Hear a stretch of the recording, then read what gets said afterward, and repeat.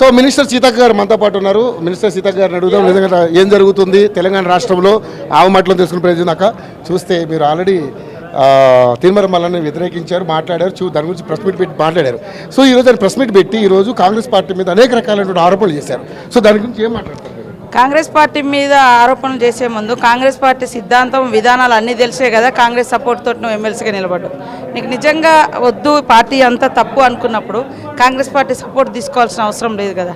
నువ్వు ఎలక్ట్ అయింది 6 నెలల కింద అయినావు, అంత వ్యతిరేకంగా ఈ 6 నెలల్లో నీకు కనపడ్డదా? కాబట్టి ఇలాంటి అది వాళ్ళ వ్యక్తిత్వాన్ని కూడా దెబ్బతీస్తాయి ఇలాంటి మాటలు. మనము ఒకవేళ మనము పోవాలనుకున్నప్పుడు మనం మంచితనంతో వెళ్ళిపోవడం, ఎందుకంటే ఈ సపోర్ట్ తోటి నువ్వు ఎమ్మెల్సీగా అయినావు, సపోర్ట్ మేము అందరం చేసినాం.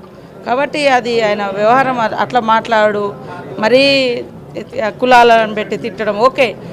నీ కులం గురించి నీ మతం గురించి ఎవరికి వాళ్ళు గొప్పగా చెప్పుకోవడం తప్పులేదు, కానీ ఎదుటోళ్ళను మరీ వల్గర్గా దూషించడం అనేది ఇది సమాజం ఒప్పుకోదు.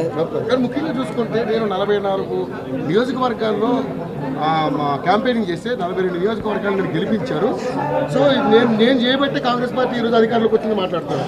మరి అంత ఉన్నప్పుడు ఎందుకు మా సపోర్ట్ తీసుకోవాలి? అంటే మేము అధికారంలోకి వచ్చినాకనే కదా మా పార్టీలోకి వచ్చి జాయిన్ అయింది, తర్వాతనే కదా నువ్వు ఎమ్మెల్సీ తీసుకునేది. మరి నువ్వే మా పార్టీని అధికారంలో తీసుకొచ్చావు, నువ్వు స్వతంత్రంగా నిలబడితే అయిపోవు కదా, ఇంకో 4 పెట్టుకొని గెలిపించుకుంటే అయిపోవు కదా. ముఖ్యంగా చూసుకుంటాక ఏదైతే మీరు సస్పెండ్ నోటీస్ ఇచ్చారో ఆ నోటీసులు ఫ్రేమ్ కట్టించుకుని ఈరోజు నేను దాని మీద పోరాటం చేస్తా, బీసీలకి ఎట్లా అధికారం రాకుండా పోతుందని అంటున్నాడు. అంటే దానికి ఏమైనా మీరు వ్యతిరేకంగా ఉన్నారా? ఆయన వ్యక్తిగత ఎజెండాను బీసీల ఎజెండాగా మార్చడము, లేదా వ్యక్తిగత ఇష్యూలను ఏదో అందరి కోసం కొట్లాడినట్టుగా మాట్లాడడం ఇది తప్పు. ఇక్కడ కాంగ్రెస్ పార్టీని నువ్వు ఎట్లా తిట్టిండో మనం చూసినాం.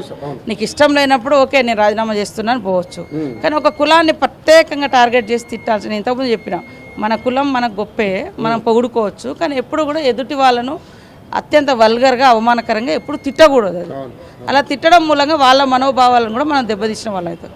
ఒకవేళ ఎవరైనా వ్యక్తులు తప్పు చేస్తే ఆ వ్యక్తిని తిట్టు, ఆ వ్యవస్థలో ఉన్నటువంటి లోపాలను ఎత్తి చూపు, కానీ ఆ క్యాస్టులను అనేది తిట్టడం అనేది సరైనది కాదు. కాబట్టి నోటీస్ ఇచ్చింది, బీజేపీ పార్టీని ఇచ్చినాము. నోటీస్ ఇచ్చినాక నువ్వు రిప్లై అయ్యలేదు. బీజేపీ పార్టీని లేపుతున్నాడంటే రేవంత్ రెడ్డి గారు లేపుతున్నాయి, దీన్ని మీ పార్టీని తుంగలో దొక్కుతున్నాడు రేవంత్ రెడ్డి. ఆత్మపరిశీలన చేసుకోవాలి, మా పార్టీ ఆత్మపరిశీలన చేసుకుంటే, కానీ నువ్వు కొద్దిగా ఆత్మపరిశీలన చేసుకో. నువ్వు మమ్మల్ని 40 సీట్లు గెలిపించినవని మరి మా పద్ధతి కోసం ఎందుకు వచ్చినావు అని అడుగుతున్నావు.